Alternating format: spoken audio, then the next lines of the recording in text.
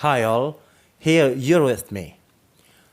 I took my master's degree in linguistics at the program Studi Magister Ilmu Linguistik or Graduate School of Linguistics, University of Warmadewa. The department is definitely committed to prepare learners to own skills of language with an ecology perspective and are competitive in 2024. The institution is based in Bali and has now been approved and recognized as B accredited department in the university based on BANPT assessment and evaluation. It's the Indonesian National Accreditation Board for Higher Education. Well, I'm not originally from Bali, but from North Sumatra, one of the other provinces in Indonesia. Well, I'd love to share things about how I view a language after I learned more about them at the graduate school. Based on my real experience, I would say that it's absolutely impossible for living things to interact with others smoothly without languages. Unfortunately, not everyone realizes how important the languages and how crucial their roles are in human life. Okay, let me continue with sharing about my standpoints regarding language beyond its form. Humans could live as they have their languages. This is true and is inevitable. And if there were no languages, the world would look like a night without stars and the moon. People, especially those having been focusing on discussing about languages, often declare the language is the recorder of human culture and having the skills of communicating using languages, I may say, as an inherited culture. It's because everyone has been gifted an innate from God since they were in their mother's womb. And this is referring to Hilary Putnam, Noam Chomsky, Ferdinand de Saussure, and Karl Marx with their term language faculty, and Steven Pinker, 1994, who acknowledges the term innate has the same concept with language faculty. This includes as one of the theory used in discussing how human acquires languages. The innateness hypothesis is an expression coined by Hilary Putnam, 1967, Stephen Pinker in her book The Language Instinct, to refer to a linguistic theory of language acquisition which holds that at least some knowledge about language exists in humans at birth. Putnam used the expression the innateness hypothesis to target linguistic nativism and specifically the views of Noam Chomsky. Facts about the complexity of human language system, the universality of language acquisition, and the facility that children demonstrate in acquiring the system and the comparative performance of adults in attempting the same task are all commonly invoked in support. So, these are the facts that language had to exist. But what are the other unique facts about language? Language signifies the character of each person, the identity of individuals and groups. Rita Mae Brown once said, language is the roadmap of a culture. It tells you where its people come from and where they are going. At the average level, it describes a person, including their social background, social stratification, ethnicity, education, and even their occupation. Therefore, language helps humans in identifying other individuals. Besides, having the skills of language does not only allow a person to communicate with other people. To exemplify this, I would take English as one of the international languages. Having good skills of English enables people not only to communicate with English-speaking people, but it also opens up many other opportunities, such as the ability to live in other countries requiring everyone to have the ability to speak English, the possibility to continue studies in other countries, the possibility to marry other nations, the ease of obtaining a job at an international level, and the ability to follow the life of the Generation Z, which is characterized by technological sophistication requiring English skills to operate. At this level, language can change people's views, paradigms, viewpoints, and ways of thinking, as Valerio Lewis has expressed that learning another language is not only learning different words for the same things, but learning another way to think about things. For the person who wants to work for a Japanese company, they must be good at Japanese. For someone who wants to work in a Chinese company, they have to know Mandarin Chinese. For someone who likes watching Korean dramas, they are advised to at least understand Korean, as well as other languages. At this time, expatriates in Indonesia are required to take the Indonesian language proficiency test because it refers to Nelson Mandela's opinion, who said, if you talk to a man in a language he understands, that goes to his head. But if you talk to a man in his own language, that goes to his heart. So, language has the characteristics of influencing human thought. This has also been said by Karl Albrecht in Change Your Language and You Change Your Thoughts. During completing my undergraduate education in English language education, I learned a lot about English and how to teach it. Unfortunately, I only focused on learning about English itself and its various learning approaches and methods. I had not learned much about the nature of the world's languages and how they interrelate with hundreds and even thousands of other aspects of human life. In fact, at a broader level, language does not only interconnect with human everyday communication, but it also relates to every human activity.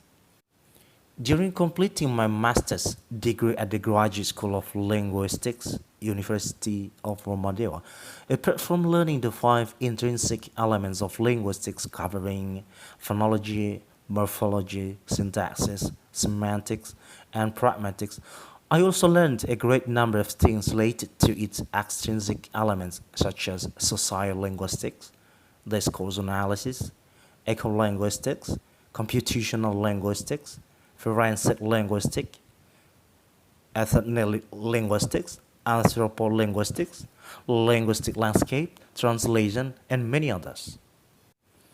Here was when I first got to know these things in depth.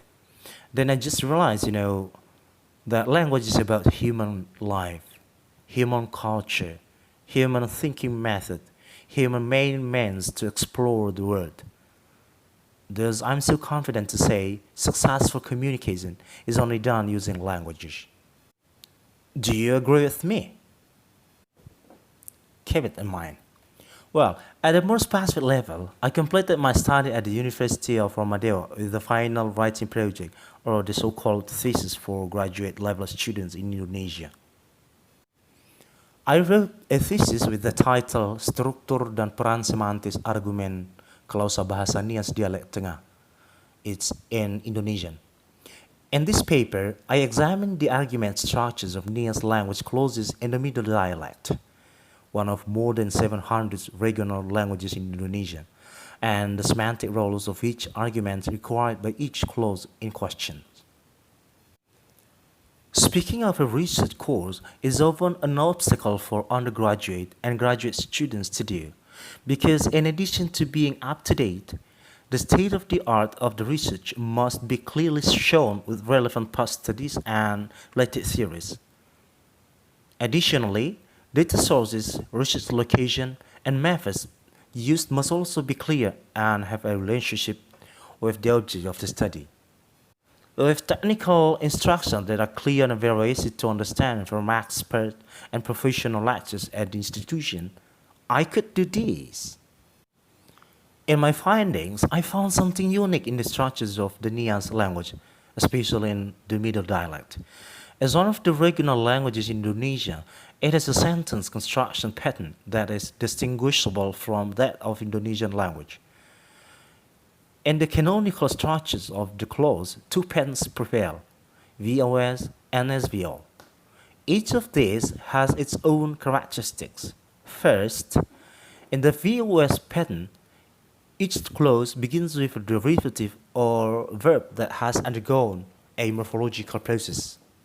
Second, in the VOS pattern, the clause only begins with the clative pronoun or proclitic. Third, Verbs in sentences with the SVO pattern are always in the base form. Fourth, clauses with the SVO pattern can only be filled with transitive or ditransitive verbs. The last but not least, intransitive verbs can only fill in the clause with the VOS pattern. In addition, Nias language has nominal mutation markers which not all languages have, especially languages of its family. It's also an agglutinative language, rich in morphological markers. And speaking of the structures of the argument and the semantic roles of clauses, Nias language clauses can be analyzed by means of transitivity techniques to determine the semantic structures and roles of the clause-forming verbs. Using Dixon's theory, 2010, in Nias language, we will find intransitive clauses with one argument, transitive clauses with two arguments, ditransitive clauses with three arguments, and semi-transitive clauses that can exist as intransitive or transitive clauses. Then, what will my conclusion be?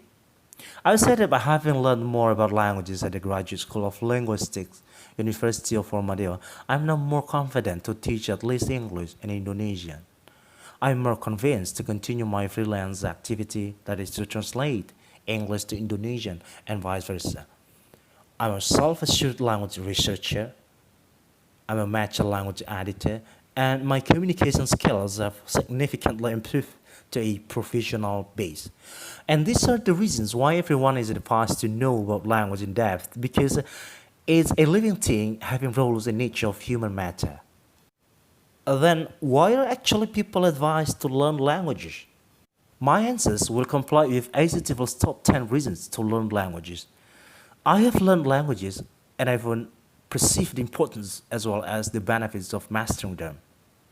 Well, the ACTFL is an individual membership organization of more than 30,000 language educators and administrators from elementary through graduate education, as well as government and industry.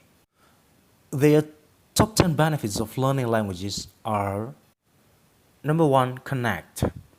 One of the most rewarding aspects of the human experience is our ability to connect with others. Being able to communicate with someone in his or her language is an incredible gift. Bilinguals have the unique opportunity to communicate with a wider range of people in their personal and professional lives. Knowing better about the language makes you a local, no matter where you are. It opens up your world literally and figuratively. You'll be shaped by communities. You'll be humbled by the kindness of strangers.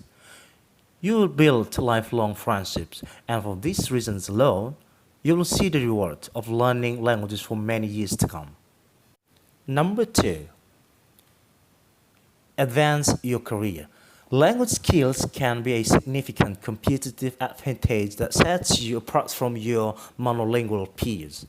You are among the top 8 skills required of all occupations, no matter your sector or skill level, and the demand for bilingual professionals is rising exponentially. In fact, between 2010 and 2015, the number of United States job postings specifically geared toward bilingual candidates more than doubled. Employers are seeking professionals who can communicate seamlessly with customers in new and expanding overseas markets, as well as serve and sell to a large foreign-born population here at home. With more than 60 million United States residents who speak a language other than English at home, you don't need to get on a plane to put your language skills to work.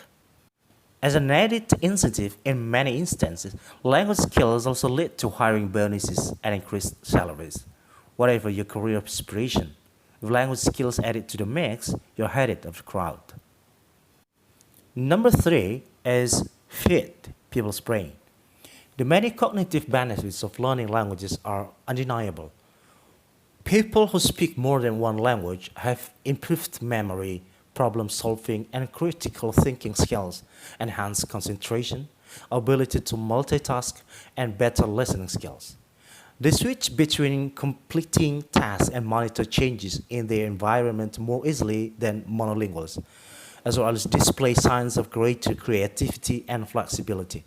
If that weren't enough, as we age, being bilingual or multilingual also helps to stave off mental aging and cognitive decline.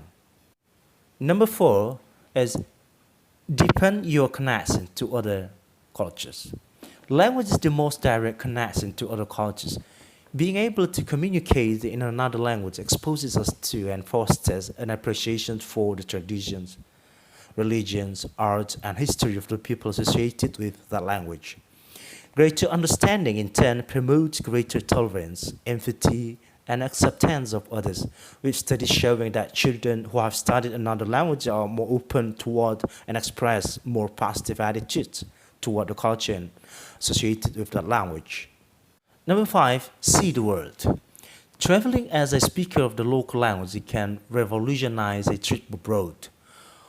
While monolingual travelers are capable of visiting the same places, travelers who know more than one language are more easily able to navigate outside the tourist bubble and to connect and interact with the place and its people in a way that is often inaccessible to those without language. Learning a second language also opens additional doors to opportunities for studying or working abroad. Don't you think this is really interesting? Okay, keep it in mind. And now number 6, go to the source. In a world of more than 6,000 spoken languages, we sometimes require translation, but speaking at least one additional language empowers us to access information that would otherwise be off limits. For example, individuals proficient in other languages are able to navigate the internet as genuine global citizens, consuming and accessing various media and entertainment. Then, number 7, become a polyglot. Not only does learning a second language improve communication skills and multiply vocabulary in your first language, yes, really, but research shows that it makes picking up additional languages as much easier feat, especially among children.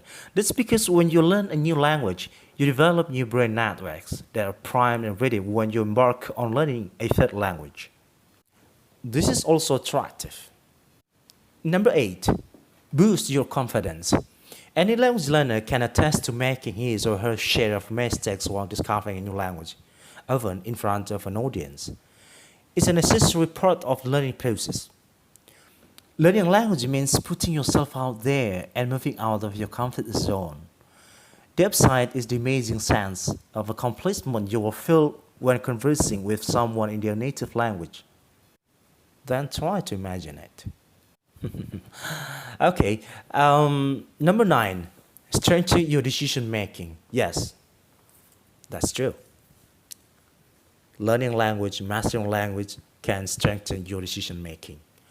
A study showed that decisions made in your second language are more reason-driven than those made in your native language. Contrary to popular assumptions, when we deliberate in a second or third language, we actually distance ourselves from the emotional responses and biases deeply associated with our mother tongue. Then what's the result? Systematic and clear-headed decisions based on just the facts. Alright guys, the last top 10 benefits of learning a language in the view of ACTFL is gain perspective. Yes. Why? Because as we explore a new language and culture, we naturally draw comparisons to what is most familiar. Learning about another culture sheds light on aspects of our own culture, both positive and negative. We may not have previously considered. You may find a greater appreciation for what you have, or you may decide to shake things up.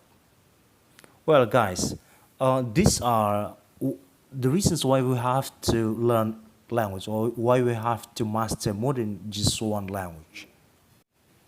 And despite having taken my master degree in language or linguistics, I'm still not really a linguist mastering many kinds of language, but I'm still into it. I'll never hate learning languages. I love people loving learning languages, let alone the international ones. So set up the time to think of languages, guys, if you haven't been on it.